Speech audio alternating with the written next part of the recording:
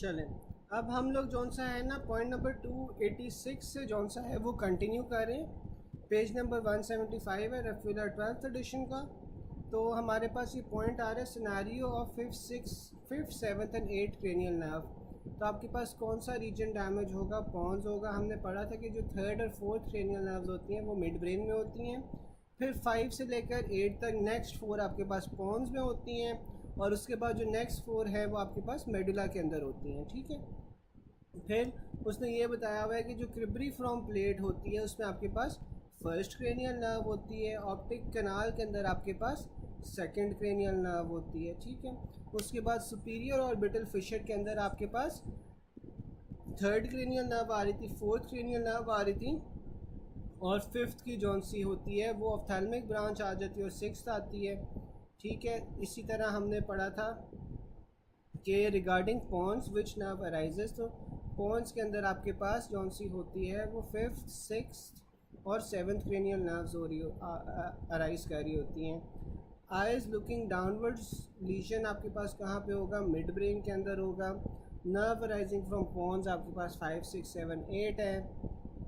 फिर nerve arising from anterolateral surface of pons, तो lateral surface of pons से आपके पास ट्राइजेमिनल नर्व आ रही होती है, जबकि मीडियन सरफेस से आपके पास आ रही होती है अब्ड्यूसन नर्व। ठीक है, और इन दोनों के दरमियान में आपके पास सेवन्थ और एट्थ क्रेनियल नर्व्स आ जाते हैं। ठीक है, सेंटर में आपके पास मीडियन नर्व है, सेंटर में आपके पास अब्ड्यूसन नर्व है which is the six cranial nerve. Lateral side पे आपके पास फिफ्थ क्रेनियल नर्व है, और उन दोनों के दरमियान में आपके पास सेवन्थ और एट्थ क्रेनियल नर्व आ जाती है। A patient presented with lesion of right hypoglossal nerve, तो आपके पास टंग जौन सी है वो राइट साइड पर डिविएट हो जाएगी। Which of the following nerve is composed entirely of efferent fibres, यानी कि जो प्योर मोटर नर्व होती है वो आपके पास हाइपोग्लॉसल होती है। थायराइड मसल आपके पास किससे इनर्वेट हो रहा होता है? C1 से थ्रू द हाइपोग्लॉसल नर्व। फिर आपके पास आ जाता है while making skin incision for submandibular salivary gland incision, which nerve आपके पास कौन सी नर्व डैमेज होगी जो सब मैंडिबुलर रीजन पे होती है? तो आपके पास मार्जिनल मैंडिबुलर नर्व आ जाएगी। Which cranial nerve nuclear lies lateral to the sulcus limitans, तो आपके पास वो डॉर्सल वेगस न्यूक्लियस आ जाता है। ड्यूरा मैटर आपके पास सप्लाई कहाँ से हो रहा होता है? Dura matter in the middle cranial fossa आपके पास ट्राइजेमिनल नर्व से सप्लाई हो रहा होता है। जो स्कैल्प की आपके पास सेंसरी सप्लाई आती है वो भी ट्राइजेमिनल नर्व से आती है। In children risk of nerve damage during passing IV line, तो आपके पास सैफिनस नर्व होती है, सैफिनस वेन होती है, नहीं सैफिनस नर्व होती है, सॉरी। फिर आपके पास आ जाता है lacrimation during eating, which nerve is involve, तो आपके पास इसमें फेशियल नर्व आ जाती है। Scenario of dilated pupil ptosis eyeball moving downwards and outwards, तो आपके पास लीजन कहाँ पे होगी? ऑक्यूलोमोटर नर्व पे लीजन होगी। Plastic surgeon while performing the surgery turns the flap in the middle of the forehead at the vertex, which structure is likely to be damage, तो ये आपके पास सुप्राट्रॉक्लियर नर्व होती है। ठीक है, a patient had midline forehead trauma damage आपके पास कहाँ पे होगा? सुप्राट्रॉक्लियर नर्व पे होगा। जो सुप्राट्रॉक्लियर नर्व है ना, ये आपके पास बेसिकली जो आईब्रो के ऊपर वाला एरिया होता है वहाँ पे सुप्राट्रॉक्लियर नर्व जौन सी होती है वो सप्लाई कर रही होती है। जो इंटीरियर पिट्यूटरी ट्यूमर होता है वो ऑप्टिक नर्व को कंप्रेस करता है। कफ रिफ्लेक्स आपके पास वेगस नर्व से आ रहा होता है। Death is cause by bilateral damage to vagus nerve, nerve involving cough reflex vagus है। वॉमिटिंग सेंटर जो सा आपके पास वो मेडुला में होता है, जो कफ सेंटर है वो भी आपके पास मेडुला में होता है। रेस्पिरेटरी सेंटर भी आपके पास मेडुला ऑब्लोंगेटा में होता है। ठीक है, फिर आपके पास आ रहा है a patient presented with nausea vomiting vertigo, ये आपके पास डॉर्सल न्यूक्लियस के साथ से की इंजरी की वजह से होता है, which is juxtaposed on the vestibular nucleus. मैंने आपको बताया था कि जो आपके पास वेस्टिबुलर न्यूक्लियस होता है वो थोड़ा सा आपके पास मेडुला के अंदर भी जा रहा होता है। ठीक है, और ये आपके पास जो डॉर्सल न्यूक्लियस ऑफ वेगस होता है उसके साथ आपके पास मिल रहा होता है। ठीक है, तो ये आपके पास जो नोजिया वॉमिटिंग और वर्टिगो है ये आपके पास डॉर्सल न्यूक्लियस से which is juxtaposed on vestibular nucleus से आ रहा है। फिर आपके पास बॉक्सर गॉट ट्रॉमा और मैंडिबल, तो आपके पास सेंसेशन लॉस होगी लोअर टीथ और गम की। Interior pituitary lobe surgery done, तो आपके पास what will be loss first, तो आपके पास मेंस्ट्रुएशन जौन सी है वो लूज होगी क्योंकि LH और FSH आपके पास नहीं प्रोड्यूस हो रहा होगा। ठीक है, ये आप लोग सारे पढ़ लो सारे पॉइंट्स, इसमें अगर कोई कन्फ्यूजन हो या कोई ऐसा पॉइंट हो जो समझ ना आ रहा हो तो वो आप लोग पूछ लो, ठीक है। ये एक बार सारे पॉइंट्स पढ़ लो, कोई चीज़ नहीं समझ आ रही तो फिर आप लोग पूछ लो।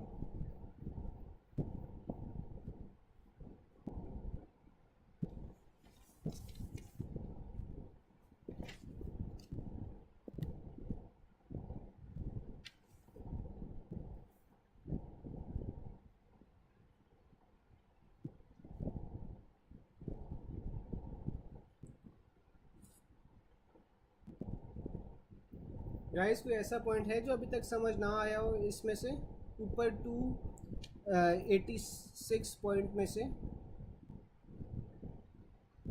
डॉर्सल वेगस ऑफ न्यूक्लियस वाला बता देता हूँ। अच्छा, अब ये जो आपके पास वेगस नर्व है, वेगस नर्व के हमने 3 न्यूक्लियस पढ़े थे जिसमें वेगस नर्व जारी होती है। कोई मुझे बता सकता है? चलो मैं आपको ये हिंट दे देता हूँ कि एक आपके पास सेंसरी न्यूक्लियस था, एक आपके पास मोटर न्यूक्लियस था, एक ऑटोनॉमिक न्यूक्लियस था। ये हमने कल पढ़े थे। तो मुझे कोई बता सकते हैं कि कौन कौन से न्यूक्लियस थे वेगस नर्व के जिसमें वेगस नर्व आ रही थी? अच्छा, मुझे कोई बता सकते हैं कि वेगस नर्व के हमने 3 न्यूक्लियाई पढ़े थे, एक सेंसरी था, एक मोटर था और एक ऑटोनॉमिक था। वो न्यूक्लियस कौन कौन से थे, किसी को याद है?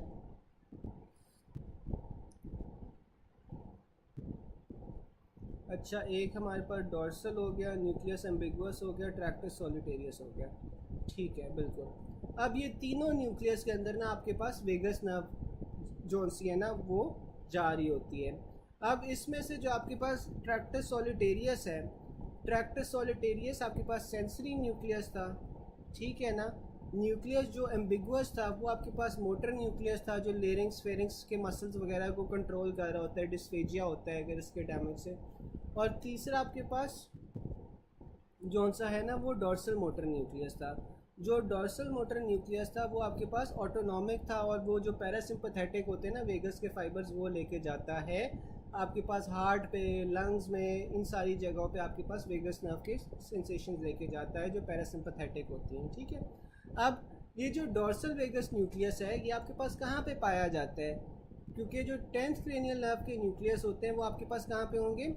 मेडुला में होंगे, ठीक है। जबकि जो 8th क्रेनियल नर्व है, जो वेस्टिबुलर कॉक्लियर नर्व है, उसके आपके पास न्यूक्लियस कहाँ पे होते हैं? पॉन्स में, ठीक है। अब मैंने आपको बताया था कि जो वेस्टिबुलर कॉक्लियर न्यूक्लियस होता है ना जो कि 8th क्रेनियल नर्व का है, इसके 2 न्यूक्लियाई होते हैं। एक इसका वेस्टिबुलर पार्ट होता है, एक इसका कॉक्लियर पार्ट होता है, ठीक है। अब उसने इसमें क्या लिखा हुआ है कि एक सेकेंड, हमने कहाँ पे पढ़ा था? अच्छा,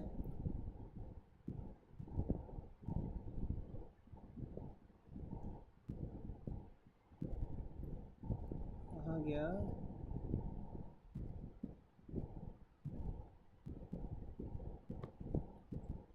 अच्छा है, इसमें ना आपके पास 2 पार्ट्स आ जाते हैं। एक आपके पास वेस्टिबुलर पार्ट आ जाता है, दूसरा आपके पास कॉक्लियर पार्ट आ जाता है।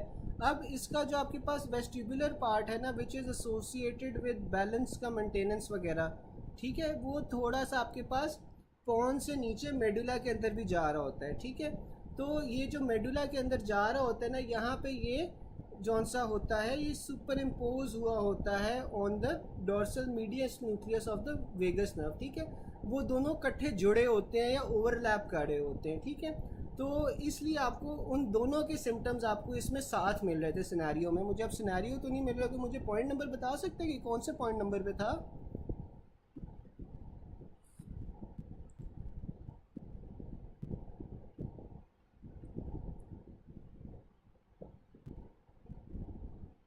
यार पॉइंट नंबर कौन सा था, कोई बता सकते हैं? 287 से ऊपर, अच्छा। हाँ, अब patient presented with nausea, vomiting और वर्टिगो, ठीक है। तो हाँ, अब ये देखो कि पेशेंट आया है नोजिया, वॉमिटिंग और वर्टिगो के साथ। अब इसमें आपके पास दोनों जौन से ना न्यूक्लियस आ रहे हैं, ठीक है। इसमें आपके पास जौन सा है वो वेस्टिबुलर न्यूक्लियस भी आ रहा है, क्योंकि वेस्टिबुलर न्यूक्लियस आपके पास क्या करवाता है? बैलेंस वगैरह मेंटेन करके रखता है, तो इसलिए आपके पास वर्टिगो आ जाएगा, ठीक है। और नोजिया वॉमिटिंग जौन सी होती है वो वेगस नर्व्स की वजह से होती है, तो ये दोनों के सिम्टम्स जब ओवरलैप कर रहे हैं तो इसका क्या मतलब है कि जो डोर्सल न्यूक्लियस ऑफ वेगस है वो और वेस्टिबुलर न्यूक्लियस दोनों जौन से हैं वो इफ़ेक्ट हो रहे हैं। अब ये देखो कि आपके पास जब ये दोनों इफ़ेक्ट होंगे तो सबसे पहले आपके पास क्या होगा, वर्टिगो होगा, आप बैलेंस जौन सा है वो लूज़ करोगे, और जब बैलेंस आप लूज़ करते हो तो आपके पास ये नोज़िया वॉमिटिंग वगैरह शुरू हो जाती है। ठीक है, तो ये क्यों हो रही है, क्योंकि दोनों का जो फंक्शन है वो आपस में कनेक्टेड है। ठीक है ना, दोनों का फंक्शन भी आपस में कनेक्टेड है। ठीक है डॉक्टर मोहम्मद, ये वाली बात समझ आ गई?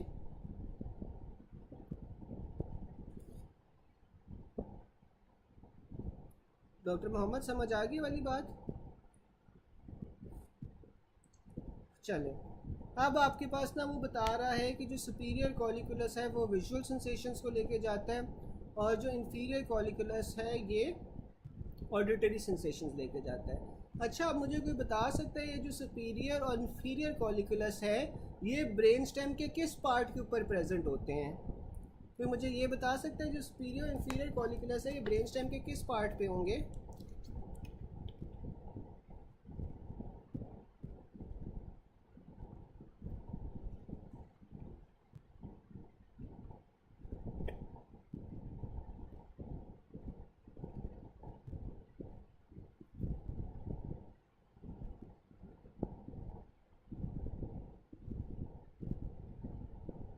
बिल्कुल।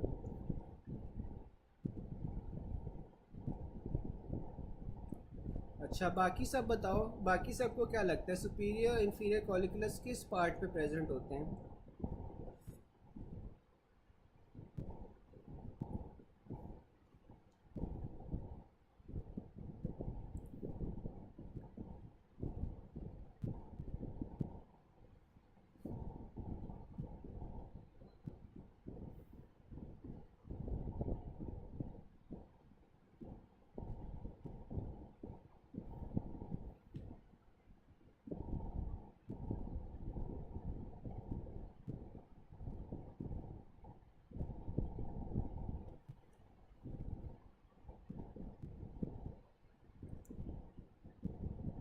अच्छा, कई लोग मेडुला कह रहे हैं, कई लोग मिड ब्रेन कह रहे हैं, बाकी आप लोग बताओ यार कहाँ पे होते हैं?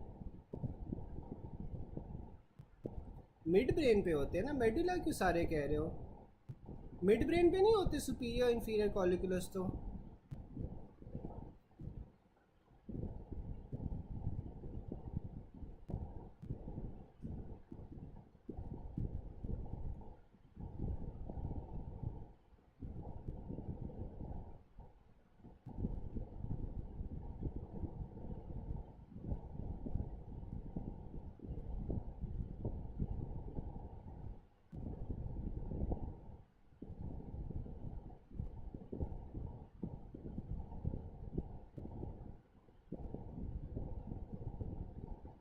मिड ब्रेन पे नहीं होते यार ये।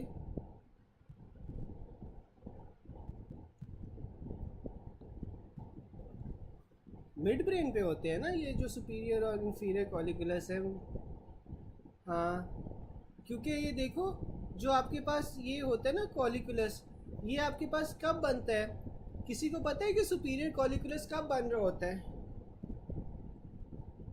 सुपीरियर कॉलिकुलस ना बेसिकली आपके पास तब बन रहा होता है कि जब आपके पास थर्ड और फोर्थ क्रेनियल नर्व्स होती है ना मिड ब्रेन के अंदर। अब जो फोर्थ क्रेनियल नर्व है वो हमें पता है कि वो पीछे से जाती है। ठीक है, फोर्थ क्रेनियल नर्व वाहिद वो क्रेनियल नर्व होती है जो पीछे से टर्न लेके ब्रेन स्टेम के पीछे से आ रही होती है।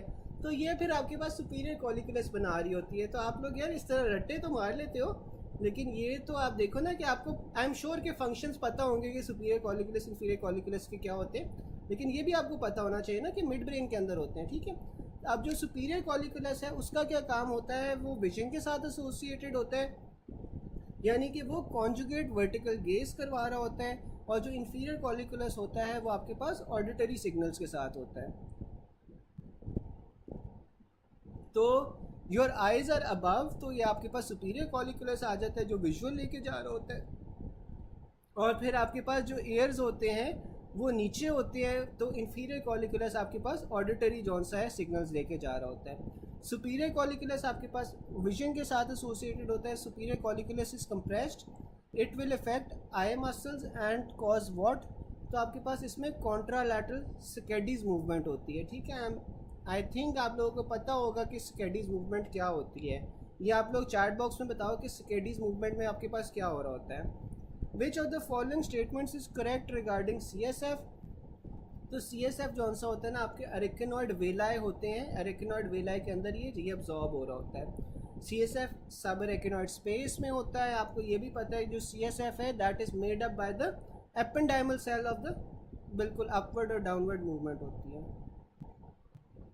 नहीं आता है आप लोगों को CNS यार, कोई बात नहीं, एक आध सवाल तो हो जाता है। अच्छा, तो आपके पास जो है, जो आपके पास CSF होती है ना, that is made by the ependymal cells of the choroid plexus. It is reabsorb by the arachnoid granulations, ठीक है।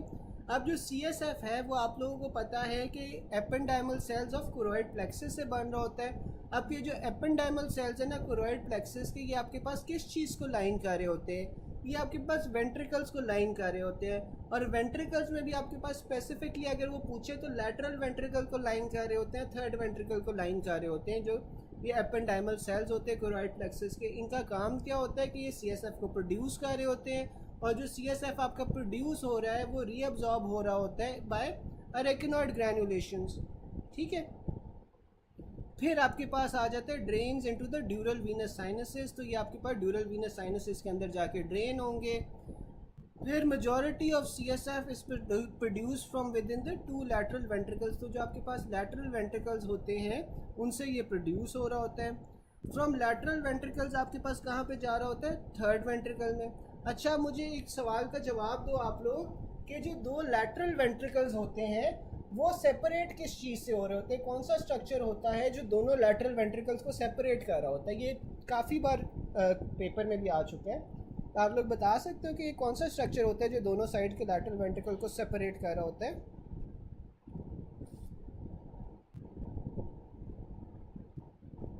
बिल्कुल, सेप्टम पेलुसिडम होता है, ठीक है। फिर आपके पास आ जाता है majority of CSF is produce within two lateral ventricles. Lateral ventricles आपके पास फोरामेन मंडो से आपके पास जा रहे होते हैं थर्ड वेंट्रिकल में। अब जो थर्ड वेंट्रिकल है वो आपके पास फोर्थ वेंट्रिकल में किस तरह जा रहा होता है? सेरिब्रल एक्विडक्ट से। फिर आपके पास जो फोर्थ वेंट्रिकल है वो आपके पास फोरामेन लुश्का और फोरामेन मजेंडी में जा रहा होता है। जो फोरामेन लुश्का है वो आपके पास लैटरली होते हैं, जो फोरामेन मजेंडी है वो आपके पास मीडियली होता है। यहाँ से ये आपके पास चला जाएगा सब अरेकिनॉइड स्पेस के अंदर, ठीक है। अब जो हाइड्रोसेफेलस है, हाइड्रोसेफेलस में जो सबसे कॉमन कॉज होती है वो क्या होता है कि ऑब्स्ट्रक्शन हो जाती है एक्विडक्ट ऑफ सिल्वियस की। एक्विडक्ट ऑफ सिल्वियस कौन सा होता है? वो थर्ड और फोर्थ वेंट्रिकल को आपस में कनेक्ट कर रहा होता है। Regarding CSF circulation which one is correct? तो आपके पास जो फोरामेन मजेंडी है वहाँ से आपके पास CSF जा रहा होता है सब अरेकिनॉइड स्पेस में। जो नॉर्मल CSF का प्रेशर होता है वो आपके पास 10 to 20 सेंटीमीटर्स ऑफ वाटर होता है। और अगर वो mmHg पूछ ले तो नॉर्मल CSF का प्रेशर 7 से 15 mmHg होता है।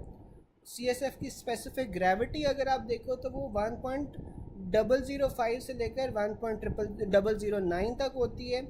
इन सेरिब्रल एक्विडक्ट ऑब्स्ट्रक्शन तो आपके पास क्या सबसे पहले डायलेट होगा? आपके पास थर्ड वेंट्रिकल डायलेट होगा, क्योंकि देखो अगर आपके पास एक्विडक्ट ऑफ सिल्वियस जो सी है वो कंप्रेस हो रही है या ब्लॉक हो रही है तो सारा CSF आपके पास थर्ड वेंट्रिकल के अंदर जमा हो जाएगा। First step in CSF formation क्या होती है? अल्ट्राफिल्ट्रेशन। जो डेली आपके पास CSF प्रोड्यूस हो रहा होता है वो आपके पास 450 होता है, 20 ml/h के रेट से ये आपके पास प्रोड्यूस हो रहा होता है।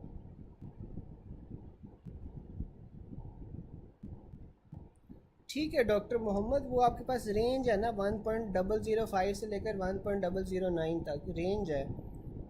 ये आपके पास नॉर्मल होती है जो स्पेसिफिक ग्रेविटी होती है अगर इस रेंज के अंदर होगी। फिर आपके पास आ जाता है CSF प्रोड्यूस कैसे होता है? एपेंडाइमल सेल्स में। ड्रेन कहाँ पे होता है? ड्यूरल वीनस साइनसेस में। A patient was presented to ER in state of severe headache and vomiting. On LP blood was present. तो आपके पास ये क्या है? सब अरेकिनॉइड हेमरेज है। CSF अब्जॉर्प्शन आपके पास कहाँ से हो रही होती है? अरेकिनॉइड ग्रैनुलेशन से हो रही होती है। एक गिवन मोमेंट के ऊपर आपके पास जौन सा है वो 150 ml जौन सा है वो प्रेजेंट होता है CSF, और टोटल जो आपके पास दिन में बन रहा होता है वो 450 ml होता है। फिर उसके बाद आपके पास यही सारा कुछ आ जाता है। एक नया पॉइंट है कि what lies posterior to the cerebral aqueduct in mid brain। तो आपके पास वो कॉलिकुलाई जॉन से होते हैं ना, वो पीछे की तरफ प्रेजेंट होते हैं to the cerebral aqueduct. Ascending reticular formation, जो आपके पास असेंडिंग रेटिकुलर फॉर्मेशन है, ये भी आपके पास मिड ब्रेन के अंदर ही होती है, और ये आपके पास सर्केडियन रिदम के अंदर होती है, काम आ रही होती है, और ये फ्लोर ऑफ एक्वेडक्ट ऑफ सिलियस के अंदर प्रेजेंट होती है। ठीक है, फिर आपके पास आ जाता है which is low in CSF as compare to plasma. तो ये आपके पास CSF और ब्लड का कंपैरिजन है। इसमें आपके पास जो सोडियम क्लोराइड और बाइकार्बोनेट है ना, वो आपके पास CSF और ब्लड के अंदर सेम होते हैं। फिर आपके पास ब्लड के अंदर जौन सा है ना, वो पोटेशियम और कैल्शियम ज़्यादा होते हैं दैन CSF, और इसमें ग्लूकोज, कोलेस्ट्रॉल और प्रोटीन्स भी आपके पास ब्लड के अंदर ज़्यादा होते हैं, जबकि CSF के अंदर हाल ही मैग्नीशियम ज़्यादा होता है ब्लड से, साथ में क्रिएटिनिन भी आपके पास CSF में ज़्यादा होता है। ट्रू अबाउट CSF क्या है कि ये स्लाइटली एसिडिक होता है प्लाज्मा से। ठीक है, और CSF का अगर एसिडिक होगा तो उसकी pH भी कम होगी। इसमें ग्लूकोज, प्रोटीन्स वगैरह सारे डिफिशेंट होते हैं।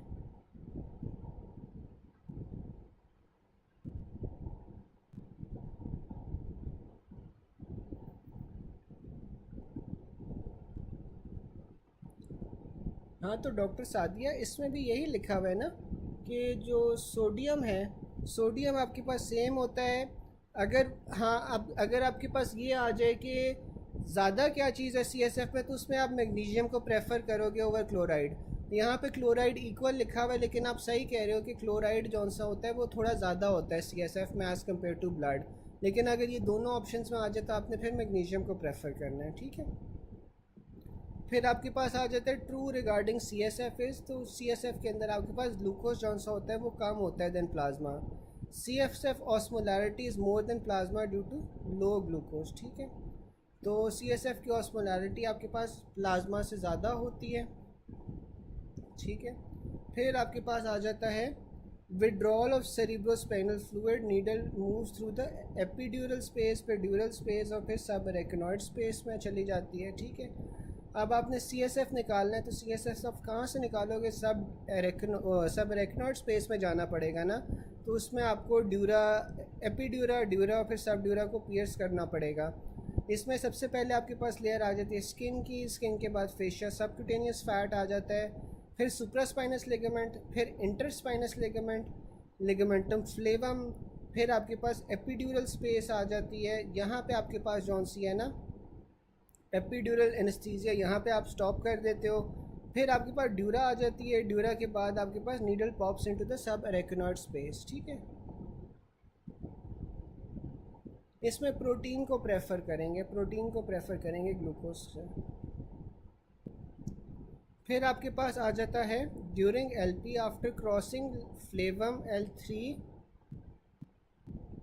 L4 the needle touches which structure. तो आपके पास लिगामेंटम फ्लेवम को क्रॉस करके आपके पास जो नीडल होती है वो एपिड्यूरल स्पेस में चली जाती है। ठीक है, it also comes as during LP structure pierce to reach the epidural space. आपके पास क्या होता है? लिगामेंटम फ्लेवम होता है। यार आई एम नॉट श्योर, लेकिन मुझे जितना याद है उसमें ये था कि प्रोटीन जौन सी होती है that is more low than glucose. जितना मुझे याद है वहाँ पे ये था कि प्रोटीन ज़्यादा कम होती है एज़ कम्पेयर टू ग्लूकोज, लेकिन I am not sure about this. ये आप लोग एक बार फेसबुक वाले ग्रुप से चेक कर लेना। फिर आपके पास आ रहा है which of the following structures pierced in the paramedian approach. तो पैरामीडियन अप्रोच के अंदर आप लिगामेंटम फ्लेवम को जौन सा है पियर्स कर रहे हो। Ideal site for lumbar puncture क्या होता है? Below L4। ठीक है,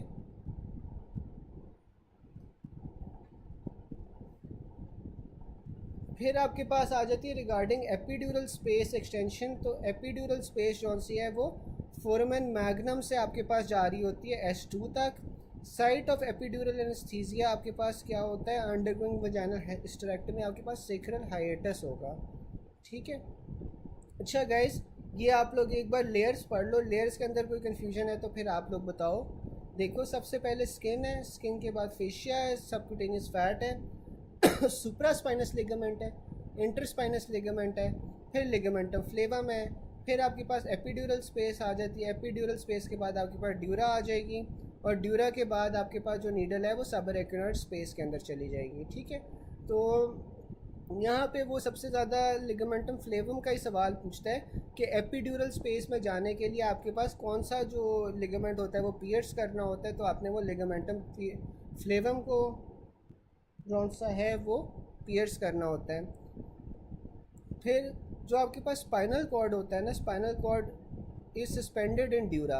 अब जो स्पाइनल कॉर्ड और ड्यूरा है वो आपस में किस तरह कनेक्टेड होती है, वो आपके पास डेंटिकुलेट लिगामेंट से कनेक्ट हुई होती है। ठीक है, जो डेंटिकुलेट लिगामेंट है वो आपके पास स्पाइनल कॉर्ड को और ड्यूरा मैटर को आपस में कनेक्ट कर रहा होता है। फिर structure most likely pierced by needle during lumbar puncture, आपके पास लिगामेंटम फ्लेवम होता है। Ideal side for lumbar puncture आपके पास क्या होती है, बिलो L4 होती है। फिर रिगार्डिंग एपिड्यूरल स्पेस एक्सटेंशन, तो जो एपिड्यूरल स्पेस है वो आपके पास फोरामेन मैग्नम से लेकर S2 तक आपके पास एपिड्यूरल स्पेस आ रही होती है। स्पाइनल कॉर्ड तो आपके पास L1 के लेवल पे ख़त्म हो जाता है ना, लेकिन ये जो एपिड्यूरल स्पेस है ये फोरामेन मैग्नम से S2 तक जा रही होती है। और site of epidural anaesthesia for patient undergoing vaginal hysterectomy आपके पास सैक्रल हाइएटस होगा।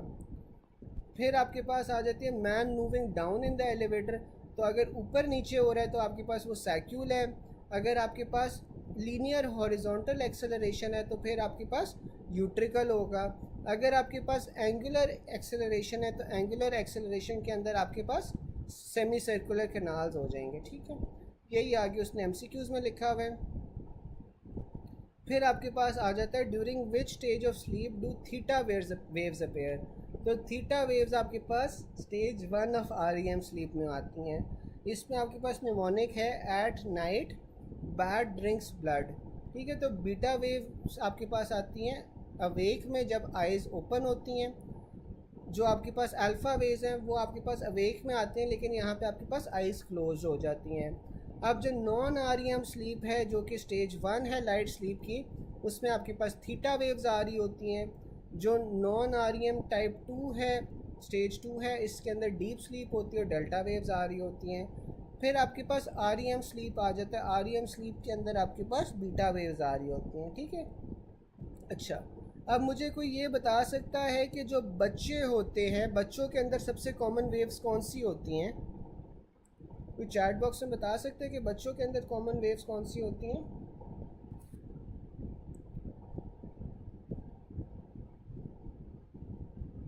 बिल्कुल डेल्टा वेव्स होती हैं। ठीक है, अच्छा, अगर आप कोई मैथमेटिकल प्रॉब्लम जो सा है वो सॉल्व कर रहे हो तो उसके अंदर आपके पास कौन सी प्रीडोमिनेंट वेव्स होंगी?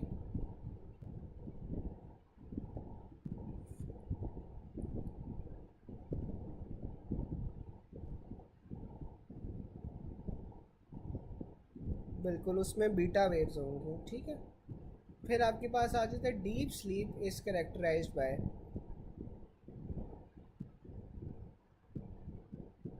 अच्छा, अब आपके पास आ रहा है डीप स्लीप जो सा होता है, deep sleep is characterised by delta waves. ठीक है, डीप स्लीप आप किससे कहते हो? नॉन REM स्लीप की जो स्टेज 2 है ना उससे आप डीप स्लीप कहते हो, जबकि जो स्टेज 1 है उससे आप लाइट स्लीप कहते हो। तो डीप स्लीप के अंदर आपके पास डेल्टा वेव्स आ जाते हैं। ठीक है, डी से डीप स्लीप, डी से delta waves. About non REM sleep what is true, तो नॉन REM स्लीप के अंदर आपके पास सिंक्रोनाइजेशन हो रही होती है of delta waves. A person is awake and eyes close, अब बंदा अवेक है, आइज क्लोज है, तो आपके पास अल्फ़ा वेव्स होंगी। Theta waves are seen in which phase, तो आपके पास थीटा वेव्स कौन सी होती हैं? वो लाइट स्लीप वाली स्टेज में होती है जिसे आप नॉन REM 1 कहते हो। Alpha waves totally absent and beta waves present in EEG, तो इसका क्या मतलब है कि जो पेशेंट है वो अलर्ट है और वेकफुल है। Low amplitude beta waves are seen on EEG during active mentation या एक्टिव थिंकिंग के अंदर आपके पास बीटा वेव्स आ जाती हैं। A young man fully relax and alert sitting on chair in dark room with eyes close, तो ये आपके पास अल्फ़ा वेव्स होंगी। Alpha waves on EEG disappear when eyes are open, the EEG of anaesthetised patient will show low frequency waves. ठीक है, फिर आपके पास आ जाता है REM स्लीप। अब जो REM स्लीप है ना, इसमें आपके पास क्या होता है कि मसल टोन जो सी है वो लूज़ हो जाती है, ठीक है। जो आपके पास रैपिड आई मूवमेंट स्लीप है that is characterise by loss of muscle tone, जबकि आपके पास जो रैपिड आई मूवमेंट्स वाली स्लीप है उसमें नाइटमेयर्स भी आते हैं, ठीक है। अब जो नॉन REM स्लीप है वो आपके पास 75% होती है, जबकि REM स्लीप हाली 25% होती है। अब नॉन REM स्लीप में आपके पास क्या क्या चीज़ें होंगी, स्लीप वॉकिंग होगी, नाइट टेरर्स होंगे।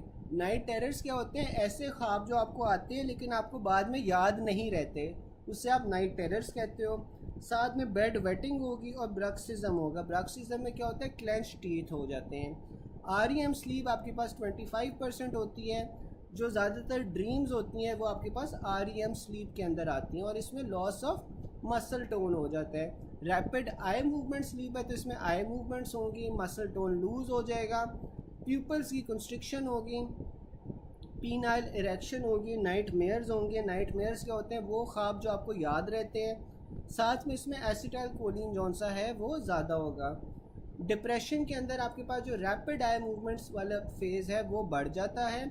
इसमें आपके पास अल्कोहल, बेंजोडाइज़ेपिन्स, बारबिटूरेट्स और नॉन एपिनेफ्रिन, ये सारी की सारी जो ड्रग्स हैं ये आपके पास REM स्लीप को कम करवा रही होती हैं। एक सेकंड मुझे देखने, अच्छा ख़त्म होने वाला है। फिर आपके पास आ जाता है मिक्चुरेशन रिफ्लेक्स कंट्रोल्ड बाय। तो जो मिक्चुरेशन रिफ्लेक्स है वो आपके पास पैरासिम्पथेटिक रिफ्लेक्स होता है, ठीक है। अब मिक्चुरेशन आर्क का थोड़ा सा देख लेते हैं क्या होता है कि लेट सपोज कि आपका ब्लैडर जो है ना वो यूरिन से फुल हो गया है। जब आपके पास ब्लैडर यूरिन से फुल हो जाएगा तो ब्लैडर का जौन सा है वहाँ पे स्ट्रेच रिसेप्टर्स आपके पास स्टिमुलेट होंगे। जब आपके पास स्ट्रेच रिसेप्टर्स स्टिमुलेट हो रहे हैं तो वो पैरासिम्पथेटिक फाइबर्स एक्साइट होंगे। ये रिले करते हैं information to the sacral segment of the spinal cord, और sacral segment of the spinal cord से ये दो अलग अलग जगह पे जाते हैं। सबसे पहले आपके पास जो पैरासिम्पथेटिक एक्साइट हुए होते हैं वो क्या करते हैं, डिट्रूजर मसल को कॉन्ट्रैक्ट करते हैं और इंटरनल स्फिंक्टर को ओपन कर देते हैं। At the same time somatic motor neurons supplying the external sphincter या pudendal nerves are inhibited allowing external sphincter to open and urine to flow out, ठीक है। तो ये आपके पास दो फाइबर से आपके पास जाते हैं sacral segment of spinal cord से। एक पैरासिम्पथेटिक फाइबर्स होते हैं जो डिट्रूजर मसल को कॉन्ट्रैक्ट करेंगे और इंटरनल स्फिंक्टर को ओपन कर देंगे। दूसरे जौन से सोमैटिक मोटर न्यूरॉन्स होते हैं जो कि एक्सटर्नल स्फिंक्टर को सप्लाई कर रहे होते हैं, या पोडेंडल नर्व्स, वो आपके पास इनहिबिट हो जाते हैं और इससे आपके पास एक्सटर्नल एनल स्फिंक्टर जो एक्सटर्नल स्फिंक्टर है आपके पास वो खुल जाता है और यूरिन बाहर की तरफ आ जाता है। फिर उसने बताया हुआ है कि वॉलंटरी इनहिबिशन ऑफ मैच्योरेशन आपके पास किस तरह होती है, increase firing of pudendal nerve. क्योंकि वहाँ पे देखो आपके पास सोमैटिक मोटर न्यूरॉन्स है ना, तो सोमैटिक मोटर न्यूरॉन्स क्या करेंगे, आपके पास पोडेंडल नर्व की फायरिंग को इंक्रीज़ कर देंगे। जब पोडेंडल नर्व की फायरिंग इंक्रीज़ हो जाएगी तो आपके पास वॉलंटरी इनहिबिशन होगी मैच्योरेशन की। फिर आपके पास micturition reflex is integrated in sacral segments of the spinal cord. Micturition reflex is voluntarily inhibited by a person through activation of pudendal nerve. Micturition reflex is controlled by parasympathetic system, ठीक है। फिर आपके पास neurohypophysis, secretory hormones for neurohypophysis are stored in nerve endings. तो जो secretory hormones होते हैं neurohypophysis के वो नर्व एंडिंग्स के अंदर जौन से वो स्टोर हो रहे होते हैं। सपोर्टिंग सेल्स ऑफ पार्स में बोर्जा आपके पास कौन से होते हैं, पिट्यूटरोसाइट्स, जबकि जो न्यूरोसिक्रीटरी हार्मोन है वो नर्व एंडिंग से निकल रहा होता है। फिर आपके पास जौन सा है ना ये थायरोसर्वाइकल ट्रंक की ब्रांच होती है सब स्कैपुलर आर्टरी। अब सबक्लेवियन आर्टरी की ब्रांचेस को उसने निमोनिक बताया हुआ है। Very interesting thing, I serve the country since that day, ठीक है। तो ये आपके पास जौन सा है निमोनिक है for the branches of the subclavian artery, ठीक है। अब इसमें V से आ रहा है वर्टिब्रल आर्टरीज, I से आ रहा है इंटरनल थोरेसिक आर्टरी, T से थायरोसर्वाइकल ट्रंक आ रहा है। अब ये जो आपके पास थायरोसर्वाइकल ट्रंक है इसकी क्या ब्रांचेस हैं, inferior thyroid artery, suprascapular artery और ट्रांसवर्स सर्वाइकल आर्टरी। ये आपके पास थायरोसर्वाइकल ट्रंक की ब्रांचेस हैं। फिर आपके पास कोस्टो सर्वाइकल आर्टरी आ जाती है। जो कोस्टो सर्वाइकल आर्टरी है इसकी दो ब्रांचेस हैं, सुपीरियर इंटरकोस्टल और डीप इंटरकोस्टल आर्टरी, ठीक, डीप सर्वाइकल आर्टरी, ये आपके पास उसकी ब्रांचेज आ गई कोस्टो सर्वाइकल ट्रंक की। फिर आपके पास दैट डे से डी से आपके पास क्या आ रहा है, डोर्सल स्कैपुलर आर्टरी, ठीक है। तो ये आपके पास थायरो सर्वाइकल ट्रंक की ब्रांचेज हैं। Very interesting thing, I serve the country since that day, इसमें आपके पास वी से वर्टेब्रल आर्टरी, आई से इंटरनल थोरैसिक, टी से थायरो सर्वाइकल ट्रंक, सी से कोस्टो सर्वाइकल और डी से आपके पास डोर्सल स्कैपुलर। फिर थायरो सर्वाइकल ट्रंक की आपके पास इंफीरियर थायराइड, सुप्रा स्कैपुलर और ट्रांसवर्स सर्वाइकल। सी से आपके पास जो कोस्टो सर्वाइकल ट्रंक था उसमें आपके पास सुपीरियर इंटरकोस्टल और डीप सर्वाइकल आर्टरीज आ जाती हैं। Main artery of subclavian which takes part in shoulder joint anastomosis, तो आपके पास ये थायरो सर्वाइकल ट्रंक होता है जो शोल्डर जॉइंट एनास्टोमोसिस के अंदर पार्ट ले रहा होता है। Ligation of thyro cervical trunk, लेकिन एरिया अभी भी परफ्यूज है, तो ये आपके पास सुपीरियर थायराइड आर्टरी है जो इसे परफ्यूज कर रही है, ठीक है। फिर इंफीरियर थायराइड आर्टरी आपके पास ब्रांच है थायरो सर्वाइकल ट्रंक की। विच of the following is branch of thyro cervical trunk, तो इंफीरियर थायराइड आर्टरी है। डीप सर्वाइकल आर्टरी आपके पास कोस्टो सर्वाइकल आर्टरी की ब्रांच थी। True about thyro cervical trunk है कि इसकी सुप्रा स्कैपुलर आर्टरी एक ब्रांच है। Thyro cervical trunk branch of subclavian artery. Inferior thyroid artery आपके पास थायरो सर्वाइकल ट्रंक की ब्रांच है, ठीक है। तो गाइज इससे हमारा जॉनसन है वो न्यूरो कंप्लीट हो गया है। अगर आप लोगों के पास अभी कोई क्वेश्चंस हैं तो just keep it on a hold. मैं आपको ना 5 मिनट के अंदर लिंक शेयर कर रहा हूँ गूगल मीट का, वहाँ पे हम MCQs भी कर लेते हैं। और अगर आपके पास कोई पॉइंट्स हैं जो आपको नहीं समझ आ रहे वो हम ना मीट पे इंटरैक्टिवली समझ लेते हैं, ठीक है, ताकि आपकी अंडरस्टैंडिंग बेहतर हो जाए। तो मैं 5 मिनट के अंदर जौन सा है वो मीट का सेशन शुरू कर रहा हूँ। उसमें ये कि हम MCQs भी डिस्कस कर लेंगे, अगर इसमें से कोई नई पॉइंट समझ आ रहा है तो वो भी डिस्कस कर लेंगे, ठीक है। चलें, अल्लाह हाफिज़।